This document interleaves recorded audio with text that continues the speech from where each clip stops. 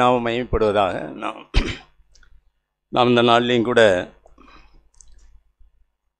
தேவனுடைய சபையில் நாம் கூடி வந்து தேவனை ஆராதிக்க இரக்கம் பாராட்டின தேவனுக்கு நன்றியுள்ளவர்களாக இருப்போம். தேவன் நம்முடைய வாழ்க்கையில் அநேக அற்புதமான காரியங்களை நமக்கு செய்திருக்கிறார். பிரதானமாய் நம்மை இரட்சித்திருக்கிறார். பாவத்தின் படுகொலியில் இருந்த நம்மை தூக்கி எடுத்து பாவத்திலிருந்து ஒரு வெற்றி வாழ்க்கை, விடுதலை வாழ்க்கையை தந்து நம்மை நடத்தி கொண்டிருக்கிறார். பிரியமானவர்களே, நாம் அநேக வார்த்தைகளை கேட்கிறோம், வாழ பிரயாசப்படுகிறோம், விழுகிறோம், எழுந்திருக்கிறோம். சிலர் அந்த விழுந்த பகுதியில் அப்படியே அவ்வளோதான், இனிமேல் நம்ம எழுந்திருக்க முடியாது என்று சோர்ந்து போனவர்களும் உண்டு. சிலர் விழுந்து விழுந்து எழுந்து அவர்கள் பலவந்தம் பண்ணி அந்த பரலோக ராஜ்யத்தை பிடித்து நடக்கிறவர்களும் உண்டு. வெளியில் ஒரு நல்ல சந்தோஷம் சமாதானம் இருப்பதை போல காட்டிக்கொண்டு உள்ளத்துக்குள்ள துக்கத்தோடும் வேதனையோடும் இருக்கிறவர்களும் உண்டு. துக்கமுகமாய். காரணம் என்ன அப்படின்னா, வெளியில் விடுதலை இருக்கிறது போல காட்டிக்கொள்கிறோம் சிலர். ஆனால் உள்ளத்துக்குள்ளே பார்த்தீங்கன்னா விடுதலை இல்லாமல் கஷ்டப்படுவதை அவர்களுக்கு தெரியும். ஆனாலும் அதை வெளியே காட்டிக்கொள்ளாமல் நாம் வாழக்கூடியவர்கள் ஒரு சிலர் இருக்க முடியும். நான் சிலரிடத்தில் பேசும்போது அப்படிப்பட்ட காரியங்களை பார்க்க முடியுது. என்னுடைய இருதயத்தில் சில நாட்களாய் இருந்த ஒரு வார்த்தை உங்களோடு நான் பேச விரும்புகிறேன். அதாவது லூக்கா எழுதின சுவிசேஷம் 6வது அதிகாரம் 36வது வசனம் 37வது வசனம் வாசிப்போம். ஆகையால் உங்கள் பிதா இரக்கமுள்ளவராய் இருக்கிறது போல நீங்களும் இரக்கமுள்ளவர்களாய் இருங்கள். மற்றவர்களை குற்றவாளிகள் என்று தீர்க்காதிருங்கள், அப்பொழுது நீங்களும் குற்றவாளிகள் என்று தீர்க்கப்படாதிருப்பீர்கள். மற்றவர்களை ஆக்கினைக்குள்ளாகும்படி தீர்க்காதிருங்கள், அப்பொழுது நீங்களும் ஆக்கினைக்குள்ளாக தீர்க்கப்படாதிருப்பீர்கள். விடுதலை பண்ணுங்கள், அப்பொழுது நீங்களும் விடுதலை பண்ணப்படுவீர்கள். போதும். அதாவது ஏன் வெளியில் விடுதலையாக இருக்கிறோம், உள்ளத்துக்குள்ளே விடுதலை இல்லை? காரணம், உள்ளத்தில் பிறரை ஆக்கினைக்குட்படுத்துகிறோம், குற்றப்படுத்துகிறோம், நியாயம் தீர்க்கிறோம், குறை சொல்லுகிறோம், முறுமுறுக்கிறோம். இப்படிப்பட்ட காரியங்கள் எனக்குள்ள இருக்கிறபடினால் நான் வெளியில் நல்லவன் மாதிரி காட்டிக்கொள்கிறேன். ஆனால் உள்ளத்துக்குள்ள இது இருக்கிறபடினால் எனக்கு விடுதலை இல்லை. அதான் காரியம் இங்கே இருக்கிறது. இன்னைக்கு நம்ம தியானிக்கிற பகுதி அதுதான். என்னன்னு கேட்டால், விடுதலை பண்ணுங்கள், அப்பொழுது உங்களுக்கு விடுதலை. விடுதலைக்கு விடுதலை. ஆமேன். விடுதலைக்கு விடுதலை. விடுதலைக்கே ஒரு விடுதலையா? ஆமாம். நீங்கள் பிறரை விடுதலை செய்தீங்கன்னா உங்களுக்கு விடுதலை. பிறரை உங்கள் இருதயத்தில் கட்டி வைத்திருப்பீர்கள் என்று சொன்னால், மன்னிக்க முடியாமல் கசப்பு, வைராக்கியம், கோபங்கள், ஆக்ரோஷம், அகம்பாவம், ஆணவம், ஒருத்தரை குறித்த பகைமை, கசப்பு உங்கள் இருதயத்தில் இருக்குமே, ஆனால் வெளியில் விடுதலை இருக்காது. அதாவது உங்கள் வாழ்க்கையில் வெளியில் நல்லது போல காட்டலாம், ஆனால் யார்ட்டையும் மனம் விட்டு ஒரு சந்தோஷமாய் மனமகிழ்ச்சியாய் காண முடியாது. உங்கள் இருதயத்துக்குள்ளேயும் சமாதானமும் சந்தோஷமும் மனமகிழ்ச்சியும் இல்லாதவர்களைப் போல இருப்பீர்கள். அதான் காரியம். இந்த உலகத்தில் யாரையும் நாம் என்ன செய்யக்கூடாதுன்னா, கட்டி வைக்கக்கூடாது. இருதயத்தில் என்ன செய்யணும்? கட்டி வைக்க கூடாது. விடுவிக்கணும், விடுவிக்கணும், விடுதலையாக்கணும். இயேசு நம்முடைய பாவங்கள், அக்கிரமங்கள் எல்லாவற்றையும் மன்னித்து நம்மை விடுதலையாக்கி இருக்கிறார். நம்மை விடுதலையாக்கி இருக்கிறார். நாமும் பிறருடைய அக்கிரமங்கள் பாவங்களை மன்னித்து நம்ம என்ன செய்யணுமா? விடுதலை பண்ணு, உனக்கு விடுதலை. மாமியார் மேலே மருமகளுக்கு கசப்பு, மருமக மேலே மாமியாருக்கு கசப்பு, பிள்ளைகள் மேலே பெற்றோருக்கு, பெற்றோர்கள் பிள்ளைகள், கணவனுக்கு மனைவி, மனைவிக்கு கணவன், சகோதர சகோதரிகளுக்குள்ள ஒருவருக்கொருவர் நல்லா இருக்கல நல்லா இருக்குன்னு பேசுகிறோம், ஆனால் அவங்கள குறித்த கசப்பு உள்ள ஒரு இது இருக்கும், ஒரு புள்ளி இருக்கும். அன்னைக்கு இப்படி பேசிவிட்டாங்க, இப்படி சொல்லிட்டாங்க, என்னை மரியாதை இல்லாமல் பேசிட்டாங்க, என்னை மதிக்கலை, என் வயசுக்கு கீழே உள்ளவங்க என்னை மதிக்கலை. இருதயத்தில் ஒரு வைராக்கியம், ஒரு கசப்பு உள்ளே வச்சிருக்கிறோம். ஆனால் வெளியில் சோத்திரம் பிரதர், சோத்திரம், வாங்க நல்லா இருக்கீங்களா, வெளியில் விடுதலையாக காட்டிக்கிறோம். ஆனால் உள்ளத்துக்குள்ளே அவங்கள மன்னிக்க முடியலை. இருதயத்தில் ஒரு கசப்பு இருக்கு. ஆகவே நம்முடைய வாழ்க்கையில் சந்தோஷம், சமாதானம், விடுதலைன்னா தெரியலை. சமாதானம் இல்லை. நிறைய குடும்பங்களில் சமாதானம் இல்லைங்க, கணவன் மனைவி இடத்துல இல்லை. சில குடும்பங்களில் வைராக்கியமாய் தேவனுடைய நாமத்துக்கு சாட்சியாய் மகிமையாக இருக்கிறாங்க, சமாதானமாய் விழுந்தாலும் ஒருவருக்கு ஒரு ஒப்புரவாகிறாங்க, மன்னிப்பு கேட்குறாங்க, பலவந்தம் பண்ணுகிறார்கள். அவர் வாழ்க்கையில் விடுதலையின் மேல் விடுதலை, விடுதலையின் மேல் விடுதலை இருக்கு. நிறைய குடும்பங்களில் விடுதலை இருந்துச்சு. பிறகு எங்களுக்கு ஆரம்பத்தில் என்ன இருந்துச்சு, அந்த கல்யாண நாள் வருஷம், அந்த வருஷத்தில் நல்லா இருந்தோம், அந்த நாளில் நல்லா இருந்தோம். ஆனால் இப்போ இவனை கட்டிக்கிட்டதுக்கு வேற ஒருத்தனை கட்டிக்கிறலாம், இவளை கட்டிக்கிட்டதுக்கு வேற ஒருத்தையை கட்டிக்கிட்டா இருந்திருக்கலாம், இப்படித்தான் புலம்புகிறவர்களாக இருக்கிறாங்க நிறைய இடத்துல. பிரியமானவர்களே, இப்படிப்பட்ட உணர்வு உள்ளவர்களுடைய வாழ்க்கையில் சமாதானத்தை பார்க்க முடியாது. அவர்களுக்கு எட்டாக்கனி சந்தோஷம், சமாதானம் உள்ள ஒரு குடும்பம், பரலோகம், குட்டி பரலோகங்கிற அந்த குடும்பம் அவர்களுக்கு எட்டாக்கனி. காரணம் என்னன்னா, கசப்பு, ஒருவருக்கு ஒருவர் விரல் நீட்டுவது, ஒருவருக்கு ஒரு குறை சொல்வது, ஆக்கினைக்கு உட்படுத்துறது. பிதா இரக்கமுள்ளவராக இருக்கிறது போல நானும் இரக்கமுள்ளவனாக இருக்கணும். என் பாவத்தை பிதா எவ்வளவாய் மன்னித்திருக்கிறார். மன்னிப்புன்னா என்னங்க, கிறிஸ்து உங்களுக்கு மன்னித்தது போல நீங்களும் பிறரை மன்னியுங்கள். கிறிஸ்து எப்படி மன்னித்தார்? அவர் மேலே குற்றஞ்சாட்டினார்கள், அவரை பிசாசு என்று சொன்னார்கள், அவரை அவமானப்படுத்தினார்கள், அவரை நிந்தித்தார்கள், அவரை பரியாசம் பண்ணினார்கள். அவர் எல்லாரையும் பிதாவை இவர்களுக்கு மன்னியும் சொல்லிட்டு ஒரே வரியில் முடிச்சுட்டு போயிட்டார்.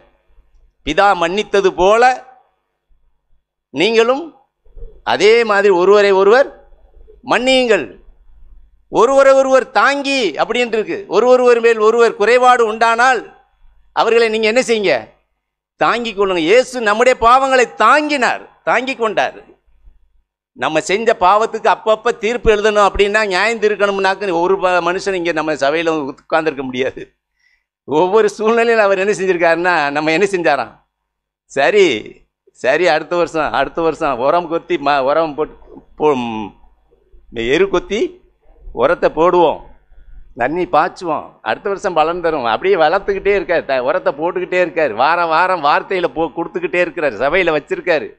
இந்த வருஷம் சரியில்லைன்னா அடுத்த வருஷமா நம்ம சரியாயிருவோம் எதிர்பார்க்கிறார். எவ்வளவு நல்ல தேவன், தாங்குகிற தேவன். பிரியமானவர்களே, இந்த மன்னிக்கிறது ரொம்ப முக்கியமான காரியம்.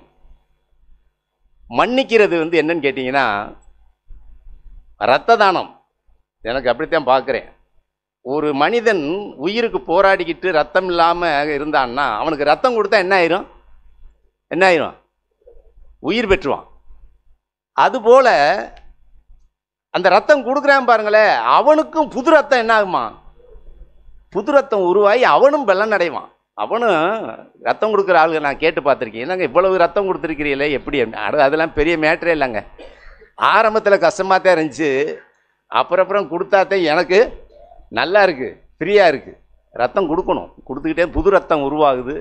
அதில் ஒரு விடுதலை, அது ஒரு மனமகிழ்ச்சி, சந்தோஷங்க. அதில் ஒரு மனுஷனுக்கு உயிரை கொடுக்குறோம்ல, உயிருக்கு உதவியாக இருக்கிறோம்ல. ஆண்டவராக இயேசு ரத்தம் சிந்துதல் இல்லாமல் பாவ மன்னிப்பு இல்லை. அவருடைய ரத்தத்தினால தான் நமக்கு ஜீவன் உண்டானது. அவர் ரத்தம் சிந்தினதுனால, ரத்தம் கொடுத்ததுனால நமக்குள்ள என்ன உண்டானது, பாவ மன்னிப்பு உண்டாகி ஜீவன் உண்டானது. அதுபோல இரத்த தானம், இன்னைக்கு இரத்த தானம் கொடுக்குறாங்களே, ரத்தம் செலுத்தும் போது ஒரு மனிதனுடைய உயிர் பிழைக்குது போல, நாம் பிறரை மன்னிக்கும் போது அந்த மனிதன் பிழைக்கிறான், நானும் பலன் அடைகிறேன். நானும் என்னவாகிறேன் அப்படின்னா, பலத்தின் மேல் பலன் அடைகிறேன். கிறிஸ்துவின் ஜீவனை இன்னும் பருகிக் கொள்கிறேன், பெற்றுக்கொள்கிறேன். இன்னும் கிறிஸ்துவுக்குள்ளாய், இன்னும் நான் தேறினவனாய், இன்னும் நான் கிறிஸ்துவுக்குள்ளாய் விடுதலையா, இயேசு மன்னித்தது போல நானும் மன்னிக்கக்கூடிய ஒரு வளர்ச்சியை பெறுகிறேன். மன்னிக்கிறதுல அவ்வளவு மேன்மை இருக்குங்க. மன்னிக்கிற ஆவி கிறிஸ்துவின் ஆவி. இந்த உலகத்தில் எத்தனையோ தெய்வங்கள், எத்தனையோ மனிதர்கள், மகான்கள் எழும்பி இருக்கிறார்கள். மன்னிக்கிற தெரியாது, மன்னிக்க தெரியாது. மன்னிக்கிறதின் மேன்மையை இந்த உலகத்துக்கு பிரகடனம் பண்ணவர் ஆண்டவராய் இயேசு. மன்னிக்கிறதுனால் வருகிற ஆசீர்வாதம், மன்னிக்கிறதுனால் வருகிற விடுதலை, அந்த ஜீவன், அதை ஆண்டவர் நமக்கு வாழ்ந்து போதித்திருக்கிறார், காட்டியிருக்கிறார். ஆக இந்த மன்னிக்கிற காரியத்தில் நம்ம யோசிப்போம். நான் என்ன பேசுகிறேன் அப்படின்னா, நம்முடைய இருதயங்களில் அநேக நேரங்களில் விடுதலை இல்லை, சமாதானம் இல்லை, குடும்பங்களில் சமாதானம் சந்தோஷம் இல்லை. காரணம், நீங்கள் ஒருவருக்கொருவர் மன்னிக்கிற ஆவி உள்ளவர்களாக இருந்தால் சந்தோஷம் சமாதானம் இருக்குங்க. விடுதலை பண்ணிட்டீங்கன்னா விடுதலைங்க, விடுதலை. நீங்கள் தூங்கினா நல்ல தூக்கம் வருங்க, உங்கள் தூக்கத்தில் இன்பம் இருக்கும். உங்களுடைய நினைவுகள், உங்களுடைய கனவுகள் அதெல்லாம் பரிசுத்தமாக இருக்கும். கெட்ட கனவுகள் கூட வராது. ஏன்னா மன்னிக்காதவனை உபாதிக்கிற ஒரு இடத்துல என்ன செய்கிறாராம், ஒப்பு கொடுக்கவேன்றார்.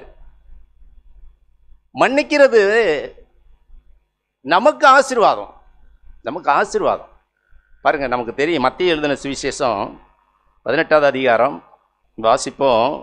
நமக்கு தெரிந்த சம்பவம் தான், நம்ம தியானிச்சிருக்கோம் அடிக்கடி. 18:24 வாசிப்போம். இந்த 16,000 தாளந்து கடன்பட்டவன் அவன் கணக்கு பார்க்க தொடங்கின போது 10,000 தாளந்து கடன்பட்டவன் ஒருவனை அவனுக்கு முன்பாக கொண்டு வந்தார்கள்.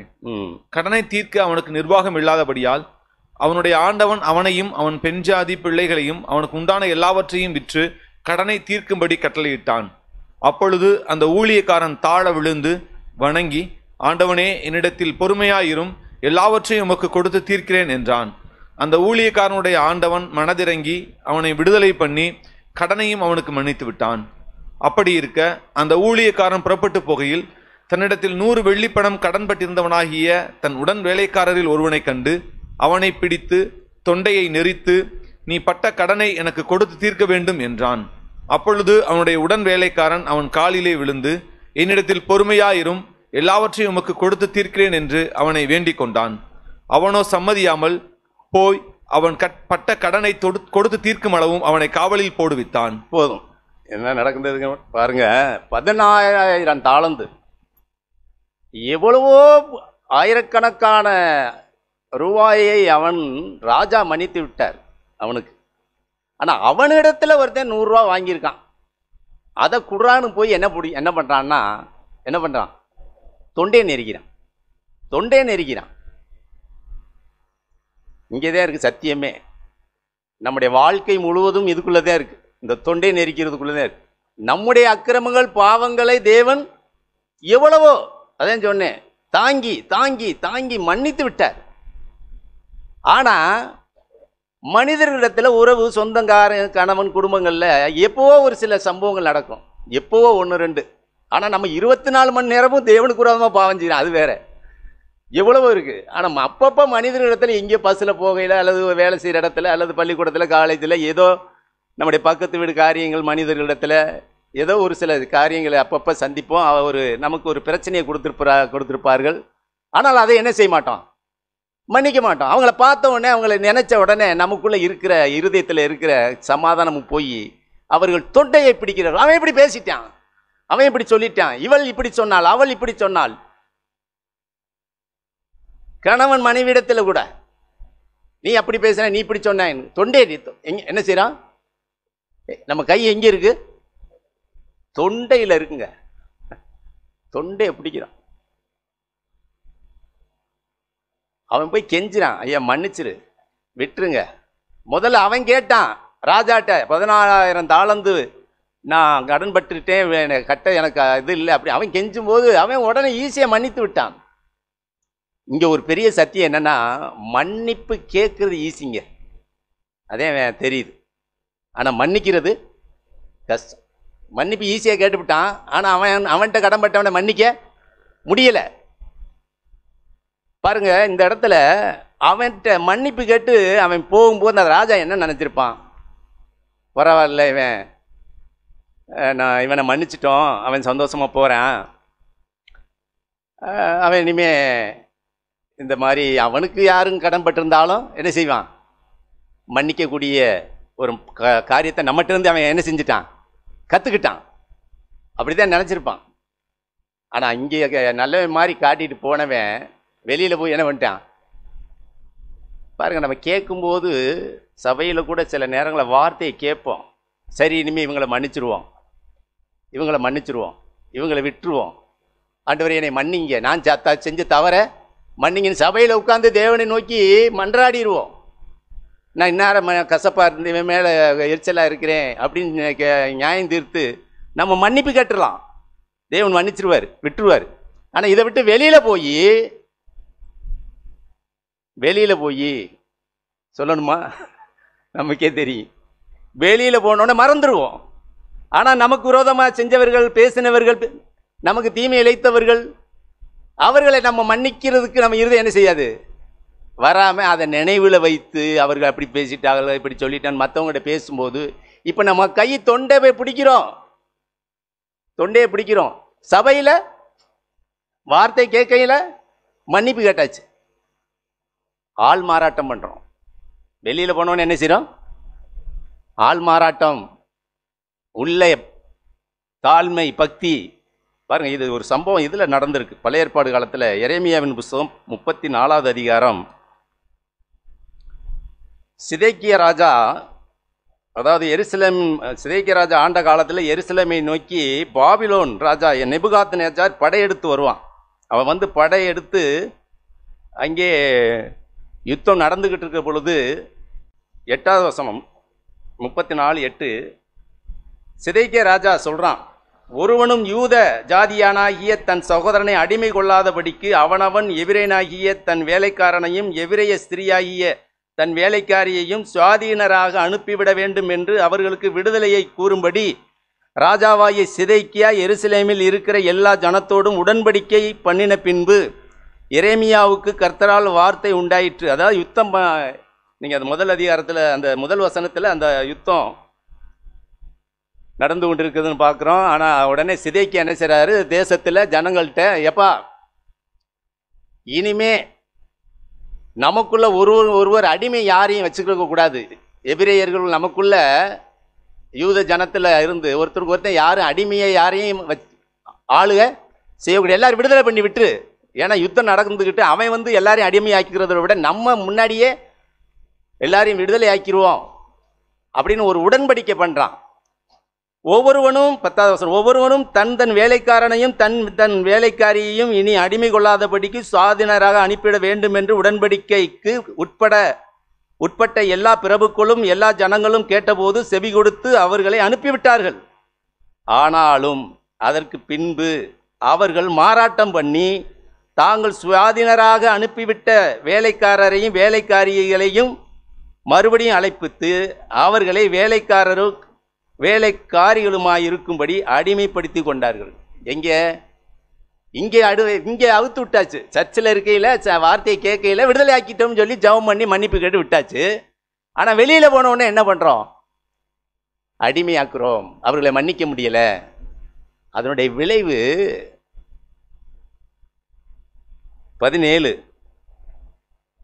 ஆகையால் கர்த்தர் சொல்கிறது என்னவென்றால், நீங்கள் அவனவன் தன் சகோதரனுக்கும் அவனவன் தன் அயலானுக்கும் விடுதலையை கூறின விஷயத்தில் என் சொல்லை கேளாமல் போனீர்களே, இதோ நான் உங்களை பட்டயத்துக்கும் கொள்ளை நோய்க்கும் பஞ்சத்துக்கும் ஒப்பு கொடுக்கிற விடுதலையை உங்களுக்கு கூறுகிறேன். பூமியின் ராஜ்யங்களிலெல்லாம் அலைகிறதற்கும் உங்களை ஒப்பு கொடுப்பேன் என்றும் கர்த்தர் சொல்கிறார். அதாவது அந்த 16,000 தாளந்து மன்னித்தவனே மன்னித்து விட்டாச்சு. அவன் போய் 100 தாளந்து உள்ளவனை தொண்டை நெரிச்சான். அது கீழே நம்ம வாசிப்போம், அவனை உபாதிக்கிறவர்களிடத்தில் ஒப்பு கொடுத்தது போல இங்கேயும் இந்த பழைய ஏற்பாடு காலத்தில் தேவன் என்ன செய்கிறார்னா, அவர்களை பஞ்சத்துக்கும் கொள்ளை நோய்க்கும் வியாதிகளுக்கும் வறுமைக்கும் ஒப்பு கொடுக்கிறார். அலைகிறவர்களாய், ஒரு நிலையற்றவர்களாய், வாழ்க்கையில் ஒரு தொழிலோ ஒரு வியாபாரமோ இல்லை அந்த காரியத்தில் ஒரு ஆசீர்வாதம் இல்லாதவர்களாய். காரணம் என்ன? காரணம் அடிமைப்படுத்துகிறோம். யாரையும் நம்ம மன்னிக்க முடியாதவர்களாக இருக்கிறோம். கண்ணை மூடணுங்க, பார்க்கணும். இந்த பூமியில் எனக்கு யார் மேலேயாவது மன வருத்தம், கசப்பு, பகைமை உணர்வு எனக்குள்ளே இருக்கா? அது வேணாம் ஆண்டவரே. அப்படி ஏதாவது ஆண்டவர் காட்டினார்னா, வேணாம் ஆண்டவரே, என்னை மன்னியும், நான் இன்னைக்கு விடுதலை ஆக்குறேன், எனக்கு விடுதலை வேண்டும், எனக்கு சமாதானம் வேண்டும், எனக்கு இளைப்பாறுதல் வேண்டும் ஆண்டவரே, எனக்கு விடுதலை வேண்டும், விடுதலை தாருமா ஆண்டவரே. தேவன்கிட்ட கேட்டோம்னா தேவன் நமக்கு அந்த காரியத்தில் அற்புதமாக உதவி செய்வார். ஆதியாகமத்தில் நமக்கு தெரியும், யோசேப்பு, ஆதியாகமம் 50வது அதிகாரம் பாருங்க. யோசேப்பு என்னன்னு கேட்டீங்கன்னா, அவன் சகோதரர்கள் அவனுக்கு விரோதமாய் பகைத்தார்கள், அவனை குழியில் போட்டார்கள், அவர்களை கொண்டு போய் போர்த்திபார் கையில் விற்று போடும்படி அவர்களை 20 பைசாவுக்கு விற்று விட்டார்கள். எவ்வளவு அநியாயம் பண்ணவர்கள் சகோதரர்கள், எவ்வளவு தீமையை விளைவித்தவர்கள். அவர்கள் யோசேப்புக்கு தேடி வரும்போது, அந்த நாட்டில் பஞ்சம் வந்த காலத்தில் யோசேப்பு எகிப்தில் இருக்கும் பொழுது தேடி வரும் பொழுது, அவன் நான் தான் யோசேப்புன்னு தன்னை அறிமுகப்படுத்தின பொழுது, அவங்க அந்த யாக்கோப்புடைய மகன்கள் அந்த 11 பேருக்கும் பெரிய கஷ்டமாக போச்சு. என்னடா இவன் நம்மளை பழி வாங்கிடுவானோ, நம்மளை இன்னும் பண்ணிடுவானோ, நம்ம இவனுக்கு நிறையா கெடுதல் பண்ணியிருக்கிறோமே அப்படின்னு அவர்கள் பயந்தார்கள். அதனால் அவங்க என்ன செஞ்சாங்கன்னா, 50வது அதிகாரம் 15வது வசனத்தில், தங்கள் தகப்பன் மரணமடைந்ததை யோசேப்பின் சகோதரர் கண்டு, ஒருவேளை யோசேப்பு நம்மை பகைத்து நாம் அவனுக்கு செய்த எல்லா பொல்லாங்குக்காகவும் நமக்கு சரிக்கு சரி கட்டுவான் என்று சொல்லி யோசேப்பின் இடத்தில் ஆள் அனுப்பி, உம்முடைய சகோதரர் உமக்கு பொல்லாங்கு செய்திருந்தாலும் அவர்கள் செய்த துரோகங்களையும் பாதகங்களையும் நீ தயவு செய்து மன்னிக்க வேண்டும் என்று உம்முடைய தகப்பனார் மரணமடையும் முன்னே உமக்கு சொல்லும்படி கட்டளையிட்டார், எங்களுக்கு மன்னிக்க வேண்டும் என்று கேட்குறான். எல்லாரும் கேட்குறாங்க. ஆகையால் உம்முடைய தகப்பனருடைய தேவனுக்கு ஊழியக்காரராகிய நாங்கள் செய்த துரோகத்தை மன்னிக்க வேண்டும் என்று அவனுக்கு சொன்னார்கள். அவர்கள் அதை யோசேப்புக்கு சொன்னபோது அவன் அழுதான். ஏன் அழுதான்னா, நான் ஏற்கனவே மன்னிச்சிட்டேன்ப்பா, மன்னிக்கலைன்னா உங்களை இந்த நாட்டுக்குள்ளே என்ன செஞ்சிருக்க மாட்டேன், விட்டுருக்க மாட்டேன். அடப்பா வேலை இன்னும் புரிஞ்சுக்கிறல என்னைய, நான் மன்னித்து விட்டேன், நான் மன்னித்து விட்டேன். உங்கள் மேலே கசப்போ வைராக்கியமோ கோபமோ பகைமையோ நீங்கள் செய்த எல்லா பொல்லாங்க என் இருதயத்தில் கிடையாது. நான் விடுதலையாக்கி விட்டேன், நான் விடுதலையாக இருக்கேன், நான் விடுதலையாக இருக்கேன். அவன் மன்னித்து விடுதலையானதுனால தேவன் அவனை மேன்மையான ஒரு இடத்துல கொண்டு வைத்தார். நீதிமொழிகளில் வாசிக்கிறோம், மன்னிக்கிறது மனிதனுக்கு மேன்மை, மன்னிக்கிறது மனிதனுக்கு மேன்மை. அவனுக்கு உயர்ந்த ஒரு இடத்தைத்தான் தேவன் கொண்டு போவார். மன்னிக்கிற ஒரு ஆவி எவ்வளவு மேன்மையானதுன்னு பாருங்க. அது 45வது அதிகாரத்தில் நம்ம அந்த யோசேப்புடைய காரியத்தை பார்க்குறோம் பாருங்களேன். 45:4 அவன் மன்னித்து விட்டான்ங்கிறதுக்கு ஒரு நிறுவனம் அங்கே இருக்கு பாருங்க. ஏற்கனவே மன்னித்து விட்டான். 45:4 வாசிப்போம்.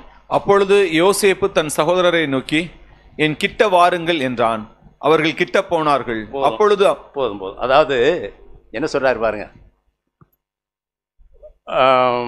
எகிப்தில் உணவு தானியங்கள் கிடைக்குன்னு சொல்லி சகோதரர்கள் அங்கேருந்து வர்றாங்க இல்லையா, கானான் தேசத்திலேருந்து வர்றாங்க. இவர்கள் எல்லாரும் கண்டுபிடிச்சிட்டான். யோசேப்புக்கு தெரிஞ்சு போச்சு. உடனே நீங்கள் எல்லோரும் என்கிட்ட மன்னிக்கிற இருதயம் மன்னித்து விட்டான்ங்கிறது அதே அடையாளம். மன்னிக்கலைன்னா டேய் தள்ளி நில்லுன்னு இருப்பான், ஒதுங்கிரு. பிரியமானவர்களே, மன்னித்து விட்டோம், வேற மன்னித்து விட்டோம் அப்படின்னா அவர்களிடத்தில் நம்ம நெருங்குவோம், அவர்களிடத்தில் அன்பை காட்டுவோம், இரக்கத்தை காட்டுவோம், அவர்களோடு ஒரு தயவு நமக்குள்ள இருக்கும், ஒரு உரையாடல், ஒரு உறவு இருக்கும். மன்னித்து விட்டோம்னா. மன்னிக்கலைன்னா நம்ம ஒதுங்கிதான் போவோம். போய் தொலைடா, இனிமே உனக்கு எனக்கு உறவே வேணாம், உன் வேலையை பாரு, என் வேலையை பார்த்துக்கிறேன். ஏன்னா ஆண்டவர் இப்படிப்பட்டவர்களெல்லாம் விட்டு பிரிந்து வாழணும்னு சொல்லியிருக்கிறார். மாறுபாடான சந்ததியை விட்டு விலகி உங்களை காத்துக்கொள்ளுங்கன்னு வசனம் இருக்கு பிரதர். மாறுபாடான்னு என்னன்னா, நம்ம பாவ வழியில நடத்துறவனை விட்டு விலகிப்போ. உனைய பாவத்தில் தூண்டி உனைய மோசம் போக்குறவன், தவறான ஆலோசனையை கொடுத்து உன்னை வழி விலகி பண்ணுகிறவனை விட்டு விலகி போ. மன்னிக்கிற காரியம் வேற. நமக்கு தீங்கிழைத்தவர்களை, சத்துருக்களை நேசி, சபிக்கிறவனை ஆசீர்வதி. மன்னிக்கிற காரியம் அது வேற. பாருங்க, அந்த இடத்துல அவன் கிட்ட வாங்கப்பா, ஏன்டா தள்ளி நிற்க, வாங்க, நான் உங்களை எவ்வளவோ மன்னிச்சிட்டேன். ஏசாயாவின் புஸ்தகம், நம்ம நிலைமை சபையில் சிலருடைய நிலைமை இப்படி இருக்கு. ஏசாயாவின் புஸ்தகம் 65:4 வாசிப்போம். பிரேத குழிகள் அண்டையில் உட்கார்ந்து பாழான ஸ்தலங்களில் ராத்தங்கி பன்றி இறைச்சியை தின்று தங்கள் பாத்திரங்களில் அருவருப்பானவைகளின் ஆணத்தை வைத்திருந்து, நீ உன்மட்டில் இரு, என் சமீபத்தில் வராதே, உன்னை பார்க்கிலும் நான் பரிசுத்தன் என்று சொல்லுகிறார்கள். இவர்கள் என் கோபத்தாலாகிய புகையும் நாள் முழுதும் எரிகிற அக்னியுமாய் இருப்பார்கள். பிரேத குழியில் அண்டையிலே உட்கார்ந்து பாழான ஸ்தலங்களில் ராத்தங்கி பன்றி, அதாவது நம்முடைய இருதயத்தில் தவறான கசப்பு, வைராக்கியம், கோபம், குரோதம், பகைமை, கசப்புகளை வைத்து கொண்டு நமக்கு தீங்கிழைத்தவர்களை பார்க்கும் பொழுது நீ தள்ளி நில்லு, என்கிட்ட நீ வந்துடாத, என்கிட்ட கிட்ட வந்துடாத. ஆனால் உள்ளத்துக்குள்ள கசப்பை வைத்து கொண்டு, ஆனால் நாம் பரிசுத்தம் மாதிரி காட்டுறோம். பரிசுத்தவான், நான் நீதிமான், நான் தேவனுக்கு பிரியமானவன், நான் சபையில் இருக்கிறேன், நான் தேவனை தேடுறேன். அங்கே சொல்றாரு பாருங்க அந்த வார்த்தை, நீ உன்மட்டில் இரு. யோசேப்பு என்ன செஞ்சாருன்னா, நீ என் மட்டில் வான்றார். எவ்வளவு பாருங்க. ஆனால் நம்ம தள்ளி. பிரியமானவர்களே, நம்முடைய சகோதரர்கள் கூட பிறந்தவர்களாக கூட இருக்கலாம், நமக்கு துரோகம் பண்ணியிருக்கலாம், சொத்து, நிலம், பண விஷயத்தில் நம்மளை மோசம் போக்கியிருக்கலாம். அவர்களை மனப்பூர்வமாய் விடுதலையாக்கிடணும். பணத்துக்காக, நிலத்துக்காக, சொத்துக்காக, நகைக்காக போராடக்கூடாது. விட்டுவிடணும். யோசேப்பு விட்டு விட்டார். கிட்ட வாருங்கள்னார். நம்முடைய இருதயத்தில் யாரையும் கட்டி வைக்கவே கூடாது. யாரையும் கட்டி வைக்கக்கூடாது. கசப்பு தெரிஞ்ச நேர்மை அவர்கிட்டத்தில் ஒரு ஒப்புரவாகும், ஒரு சமாதானத்தை தேடுவோம். ஒரு ஃபோன் மூலமாய் கூட நாம் அவரிடத்தில் ஒரு இணக்கத்தை தேடுவோம். அவர்களுடைய பலவீனங்கள், வியாதி, ஒரு கஷ்டம், ஏதோ ஒன்று கேள்விப்படும் போது நாம் அவர்களோடு போய் ஒரு சமாதானத்தை வளர்த்து கொள்ள முடியும். அப்பொழுது நமக்கு ஒரு விடுதலை உண்டுங்க. நமக்கு ஒரு விடுதலையை பார்க்க முடியும், ரட்சிப்பை பார்க்க முடியும்.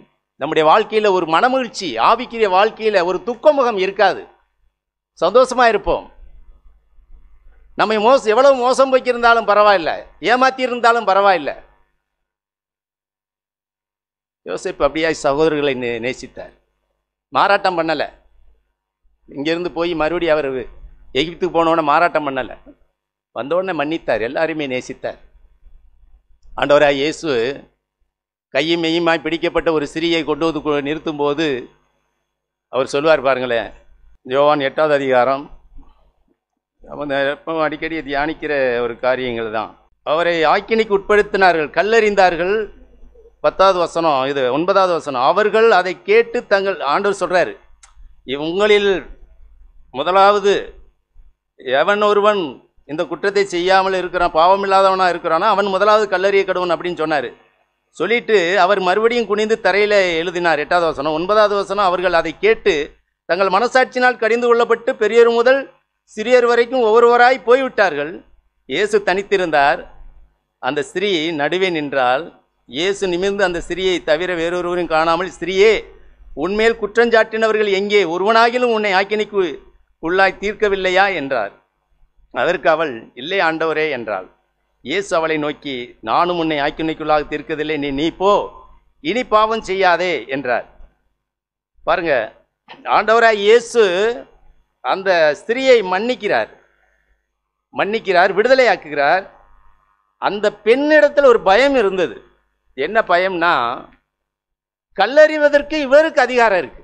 இவர் ஒரு பாவம் செய்யாதவர், இவருக்கு அந்த அதிகாரம், நியாயப்பிரமாணத்தை நிறைவேற்றுவதற்கு இவருக்கு அந்த அதிகாரம் உண்டு. ஆகவே இவர் எரிந்து விடுவாரோ என்ற பயம்.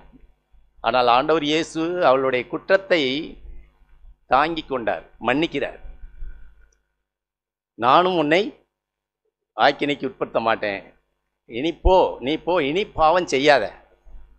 பாருங்க, நம்ம ஆண்டவர் ஒளியா இருக்கிறார், ஆண்டவர் சந்தோஷமா இருக்கிறார், விடுதலையா இருக்கிறார், சமாதானம் நிறைந்த தேவன், சந்தோஷம் நிறைந்த தேவன், விடுதலையின் நாயகன் அப்படின்னா சொல்லுகிறோமே, யாரையும் அவர் நியாயம் தீர்க்கிறது இல்லை. அதனால அப்படி இருக்கிறார். கீழே வசனம் 15, நீங்கள் மாம்சத்துக்கு ஏற்றபடி நியாயம் தீர்க்கிறீர்கள், நான் ஒருவனையும் நியாயம் தீர்ப்பதில்லை. அவர் யாரையும் நியாயம் தீர்க்கதில்லை. அதனாலதான் அவர் தேவன், அதனாலதான் அவர் விடுதலையின் நாயகன் அப்படின்னு சொல்றோம். அந்த வசனம் பாருங்க 12. மறுபடியும் இயேசு ஜனங்களை நோக்கி, நான் உலகத்திற்கு ஒளியா இருக்கிறேன், என்னை பின்பற்றுகிறவன் இருளில் நடவான், ஜீவ ஒளியை. அதான் உலகத்துக்கு அவர் வெளிச்சமா இருக்கிறார்னா என்ன காரணம்? யாரையும் அவர் நியாயம் தீர்ப்பதில்லை. நான் ஒருவனையும் குற்றவாளியை நியாயம் தீர்ப்பதில்லை. நியாயம் தீர்க்கிற நாள் ஒரு நாள் வரப்போகுது. அது வரைக்கும் அந்த வேலையை நான் செய்ய மாட்டேன். வேற எதையும் செய்வேன், ஆனால் அதை மட்டும் செய்ய மாட்டேன். ஏன்னா அது மோசமானது. அது விடுதலை, சமாதானம், மகிழ்ச்சியை எடுத்துரும். அதை அறிந்திருந்தார். பாருங்க, இந்த காரியங்களை அவர் நியாயம் தீர்க்கலை. அப்படிங்கிறத எப்படின்னா, அவர் எதை செய்தாலும் பிதாவினிடத்தில் கேட்டுதான் செய்வார். தரையில் எழுதும்போது பாவங்களை எழுதினார், அதே சமயத்தில் தேவனோடும் உறவு கொண்டார். பிதாவே, இந்த சூழ்நிலையில நான் என்ன செய்ய? அப்போ தேவன் அவரிடத்தில் பேசினது என்னன்னா, அவர் தனித்திருந்தார். நாங்கள் வாசிக்கிறோம், ஜனங்களிடத்தில் தனித்திருந்தார், ஆனால் தேவன் அவரோடு இருந்தார். 16வது வசனம், நான் நியாயம் தீர்த்தால் என் தீர்ப்பு சத்தியத்தின்படி இருக்கும், ஏனெனில் நான் தனித்திருக்கவில்லை, நானும் என்னை அனுப்பின பிதாவும் இருக்கிறோம். பிதாவும் அவரோடு இருக்கிறார். அவர் சொல்லிதான் நீ ஒருவரையும் நியாயம் தீர்க்க வேணாம், அந்த வார்த்தை அவர் உள்வாங்கிக்கிட்டார். அவர் நியாயம் தீர்ப்பது போல நீ நியாயம் தீர்க்க வேணாம், அவர்கள் குற்றப்படுத்துவது போல நீ குற்றப்படுத்த வேணாம். அப்ப பிதாவும் நானும் ஒன்றா இருக்கிறோம். அவர் நியாயம் தீர்க்காமல் அந்த இடத்துல அந்த மகளை, அந்த ஸ்திரியை மன்னித்தது பிதாவுக்கு அது ரொம்ப பிரியமா இருந்தது. பிதாவுக்கு அது ரொம்ப பிரியமா இருந்தது. அதான் 29 வாசிக்கிறோம், என்னை அனுப்பினவர் என்னோட கூட இருக்கிறார், பிதாவுக்கு பிரியமானவைகளை நான் எப்பொழுதும் செய்கிறபடியால் அவர் என்னை தனியே இருக்க விடவில்லை. நான் விடுதலையா இருக்கேன், சந்தோஷமா இருக்கு. காரணம், ஒளியா இருக்கிறேன். அது காரணம், பிதாவுக்கு பிரியமானவைகளை செய்கிறபடியால் பிதா என்னோடு கூட இருக்கு. நான் தனியா இல்லை, அவர் என்னோடு கூட இருக்கிறார். 32வது வசனம், சத்தியத்தையும் அறிவீர்கள், சத்தியம் உங்களை. ஆமேன். இதுதாங்க சத்தியம். விடுதலை ஆக்கினால் விடுதலை ஆவீர்கள், சத்தியத்தை அறிவீர்கள். சத்தியம் என்ன? ஒருவனையும் நியாயம் தீர்ப்பதில்லை, அதுதான் சத்தியம். நான் ஒருவனையும் நியாயம் தீர்ப்பதில்லை, ஒருவரையும் குற்றப்படுத்துவதில்லை, ஒருவரையும் என் இருதயத்தை கட்டி வைப்பதும் இல்லை. விடுதலையாக்க போறேன். விடுதலையாக்குங்கள், விடுதலை ஆவீர்கள். பிரியமானவர்களே, இந்த சத்தியத்தில் வாழ்றதுக்கு, விடுதலையாக இருப்பதற்கு ரகசியம் என்னன்னா, பரிசுத்த ஆவியானுடைய பலன் இல்லாமல் செய்ய முடியாது. ஆவியானவர் எங்கேயோ அங்கே விடுதலை உண்டு. பரிசுத்த ஆவியானவரை வாஞ்சிக்க வேண்டும், பரிசுத்த ஆவியானவரை தேட வேண்டும். பிரியமானவர்களே, சரீரத்தில் உள்ள வலி வேதனைகளை, வியாதியின் வேதனைகளை விட பாவத்தினால் வருகிற துக்கமும் வலியும் வேதனையும் பெரியது. அதை உணர்ந்து தேவ ஆவியானோடைய பலனை நாட வேண்டும், அதை உணர்ந்து தேவ ஆவியானவரை தேட வேண்டும். ஆண்டவரே, நம்முடைய ஆவியின் பலனை எனக்கு தாரும், வல்லமையை எனக்கு தாரும். பலன் இல்லாமல் என்னால் வாழ முடியாது. ஆண்டவரே, எனக்கு உதவி செய்யும், என்னை ரட்சியும். கதறணும்னா தேவன் அந்த ஆவியின் பலத்தை நமக்கு தருவார். அவர் நமக்கு தெரியும், நாம் மாம்சமானவர்கள், பலவீனமானவர்கள். இந்த கிறிஸ்துவ வெற்றி வாழ்க்கையை வாழ முடியாது, பிறரை மன்னிக்க முடியாது, கஷ்டம்தான். ஆனால் தேவ பலத்தினால் அதை முடியும். பரிசுத்த ஆவியின் வல்லமையை பெற்ற மனிதன் அதை ஈஸியா மேற்கொள்ள முடியும். ஆவியானவர் அதற்கு நமக்கு தந்திருக்கிறார். ஆப்பிரியமானவர்களே, நம்மளால முடியாதுன்னு அறிந்து பரிசுத்த ஆவியை நமக்கு தேற்றரவாளன், உதவியாளராய் நமக்கு தேவன் நமக்கு அதை தந்திருக்கிறார். பரிசுத்த ஆவியானவரை வாஞ்சிக்கணும். தனி ஜபங்கள்ல ஒவ்வொரு நாளும், ஆண்டவர் என்னுடைய ஆவின் பலத்தினால என்னை நிரப்பும், பலத்தினால் எடைக்கட்டும், நம்முடைய ஆவின் பலன் வேணும். பலன் இல்லாதனால தான் நான் அப்படி முறுமுறுக்கிறேன், குறை சொல்கிறேன், பயப்படுகிறேன், கவலை, வேதனை, யாரையும் மன்னிக்க முடியல, கசப்பு, வைராக்கியம். ஆண்டவரே எனக்கு பலன் இல்லை, ப்ளீஸ் எனக்கு பலன் தாங்க, எனக்கு உதவி செய்யுங்க. தேவன்கிட்ட கதறணும்னா தேவன் வாக்கு பண்ணின அந்த பரிசுத்தாவின் பலனை தருவது அதிக நிச்சயம். தேவன் நம்முடைய கண்களை திறப்பாராக. ஆமென்.